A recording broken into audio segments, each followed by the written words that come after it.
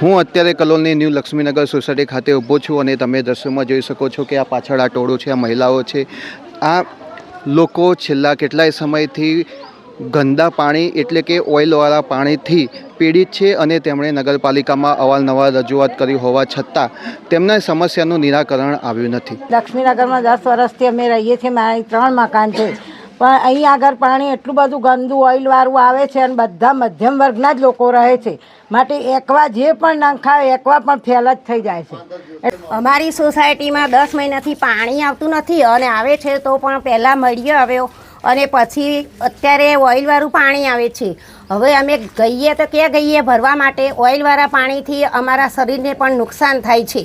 બધું પાણી ચોપડું આવે છે, પહેલાં ડોળું પાણી આવે તો એ બધા એ કેટલી વસ્તી તો મારી બીમાર પડી ગઈ છે આ પાણી પીને.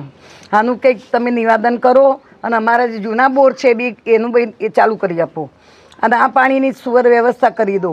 અને હાલની તારીખમાં તમારે આપવું તે પાણી કાઢી નાખો, અમારે એ જૂનું બોર ચાલુ કરી આપો અને નવા બોરનું પાણી કનેક્શન અમારે જોઈતું નથી. બધા બીમાર પડી ગયા છે. એ ચોપડું પાણી આવે, ડોળું પાણી આવે એટલે અમારે પણ મંજૂર નથી. અને બીજું ત્યાંથી મ્યુનિસિપાલિટી જે નર્મદાનું કનેક્શન છે ત્યાંથી લઈ આપો એટલે અમારું પાણી શાંતિથી બધા વાપરે અને બધા શાંતિથી રહે.